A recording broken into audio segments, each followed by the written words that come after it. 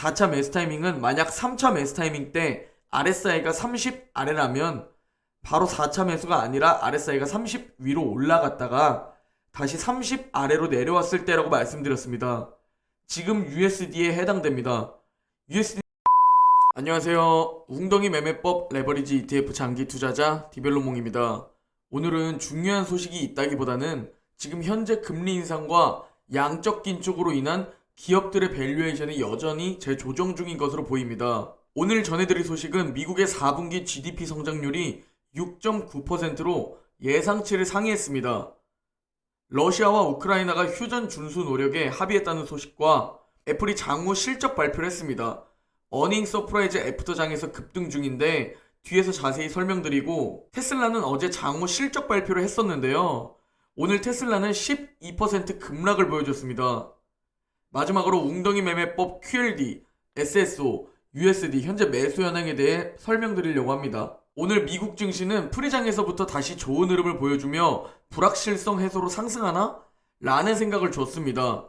거기에 GDP 성장률이 굉장히 좋게 나오면서 장 초반 상승세를 보여주었는데요. 하지만 여전히 금리 인상과 양적 긴축으로 인한 기업들의 밸류에이션이 조정 중인 듯한 모습이 보여지며 결국 장 막판에는 하락세로 마감했습니다. 다우는 보합 마감했고 나스닥은 1.4% 하락, S&P 500은 0.5% 하락 마감했습니다. 다우는 고점 대비 마이너스 8%, 나스닥은 고점 대비 마이너스 17% 하락 중이고 S&P 500은 고점 대비 마이너스 10% 하락 중입니다. 최근 며칠 사이 시장의 흐름을 보면 프리장에서 굉장히 좋은 모습을 보여주며 개인 투자자들이 느끼기에는 이제 얼추 바닥인가? 반등 주나? 라는 생각을 가지게 만들고 결국 점점 하락하면서 마감하는 흐름입니다. 당분간 이 정도의 변동성은 계속될 것으로 보이고, 시장이 금리 인상과 양적 긴축으로 인한 기업들의 가치 재조정이 과하게 되었다고 판단되어야 상승 흐름을 보여주기 시작할 듯 합니다. 금일 맵을 좀 살펴보면 화요일 실적 발표를 한 마이크로소프트가 현재 여전히 좋은 흐름을 보여주고 있습니다. 그리고 넷플릭스는 빌 에크먼이 300만 주를 대량 매수했다는 소식과 함께 7% 급등하는 모습을 보여주었는데요. 만약 넷플릭스를 보유하고 있다가 실적 발표 후 폭락을 보고 개인 투자자가 매도했다면 다시 진입하기 굉장히 껄끄러울 겁니다. 누가 넷플릭스가 갑자기 이렇게 또 급등할 줄 알았을까요? 다들 앞으로 당분간 힘든 주가를 보일 듯 했는데 말이죠. 그리고 반도체 섹터가 안 좋은 흐름을 보였는데요. 램리서치의 실적 발표에서 공급망 사태로 인한 어닝 미스가 나왔습니다. 그로 인해 다른 기업들도 영향을 받았고요. 그리고 테슬라가 거의 12% 급락을 보여주었습니다. 금일 미국 10년물 국채금리는 어제 급등하는 모습을 보여준 후 다시 잠시 숨고르기에 들어갔습니다. 현재는 1.81에 위치해 있습니다. 공포지수는 현재 33입니다. 서서히 조금씩 내려오고 있는 상황입니다. 이미 우리의 계좌로 인한 체감은 15이지만요. 오늘 먼저 전해드릴 소식은 지난해 4분기 미국 경제 성장률이 오미크론 확산에도 예상치를 웃돌았습니다. 이로 인해 어제 장 초반 미국 증시는 상승 출발했는데요. 미국은 코로나 팬데믹으로 인해 2020년 2분기 마이너스 성장률을 기록했으나 그 이후 꾸준히 상승 중입니다. 미국은 코로나 팬데믹 이전에는 연간 2% 성장세를 보였는데요. 올해 미국 전체 성장률은 대략 4% 수준을 보일 것으로 예상한다고 합니다. 다음으로 며칠 전 프랑스 파리에서 독일, 프랑스, 러시아, 우크라이나가 노르망디 회담을 한다고 말씀드렸는데요. 이날 8시간 동안의 긴 회의 끝에 우크라이나 동부 지역에서 약속한 휴전을 지켜야 한다는데 합의했다는 소식입니다. 우크라이나는 이번 회담이 쉽지 않았다며 지속 가능한 휴전에 대한 지지가 매우 중요하다고 강조했습니다. 아직 미국과의 협의가 이루어지진 않았지만 일단은 이 악재가 어느 정도 해소될 수 있기에 그나마 다행이라는 생각입니다. 다음으로 많은 투자자들이 가장 기다리고 있던 애플의 실적 발표가 있었습니다. 화면 오른쪽에 빨간 박스를 보면 딱 봐도 예상치를 크게 상회한 것을 알 수 있습니다. 개인적으로 너무 다행이라는 생각입니다. 애플은 어닝 서프라이즈를 기록했고 애프터장에서 약 4.5% 급등 중입니다. 제가 제일 걱정했던 부분들이 혹시나 빅테크의 실적마저 예상보다 안 좋게 나오고 향후 가이던스 또한 부정적으로 나오는 부분이 금리 인상과 양적 긴축보다 더욱 걱정되었던 부분인데요. 일단 대체로 이번 주에 발표된 빅테크들의 실적 발표는 긍정적입니다. 현재 러시아와 우크라이나 전쟁의 악재는 어느 정도 일단 잠시 수그러든 것으로 보입니다. 그리고 금리 인상과 양적 긴축 역시 파월의 기자회견 후 일정 부분 이미 반영되었다고 생각됩니다. 하지만 아직은 기업들의 가치가 여전히 재조정 중인 것으로 보이고요. 지금 시장의 힘이 부족한 것은 아직 인플레이션이 잡히는 움직임이 보이지 않고 있고 양적 긴축에 대한 불확실성은 여전히 남아있기 때문으로 해석됩니다. 다음으로 전해드릴 소식은 테슬라가 장중 11% 넘게 폭락한 소식인데요. 어제 장후 테슬라는 실적 발표를 했습니다. 테슬라의 실적은 굉장히 잘 나왔습니다. 그럼에도 12%나 급락한 이유는 무엇이냐면 두 가지 핵심 요인만 말씀드리면 강력한 금리 인상 조치에 대한 우려, 그리고 공급망 문제입니다. 특히 공급망 문제가 현재 가장 큰 이유로 보이는데요.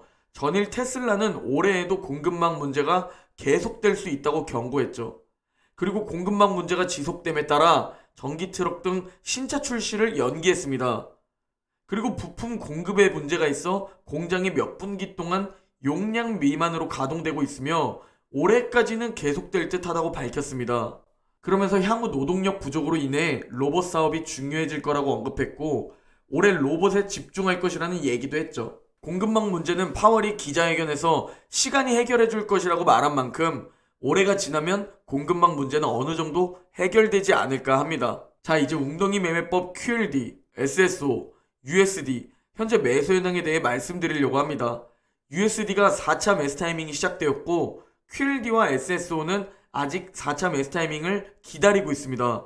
먼저 나스닥 200에버리지 QLD 일봉 차트입니다.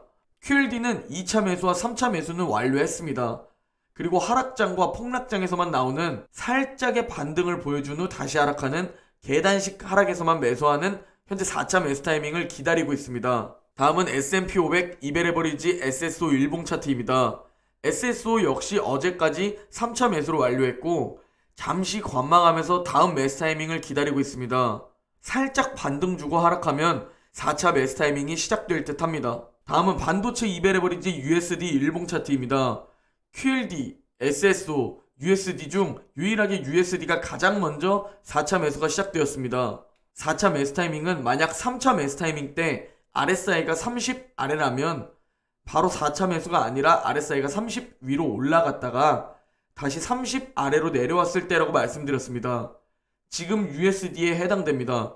USD는 오늘부터 최대 40거래일로 나누어서 매일매일 분할 매수하시면 됩니다. 현금이 부족하다면 한 주씩 40거래일까지 아니더라도 최대한 오래 매수하시면 됩니다.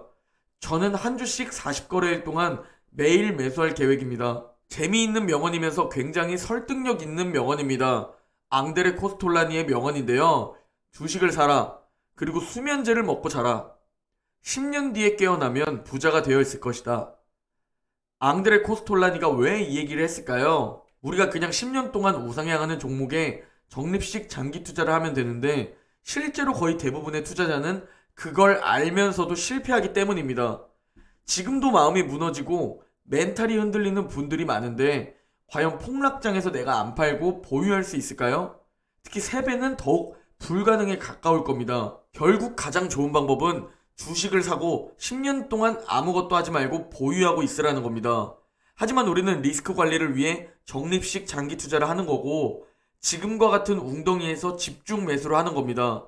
결국 QLD는 언제 그랬냐는 듯 기업의 가치 조정이 끝나면 갑자기 쭉쭉 상승시켜 줄 겁니다.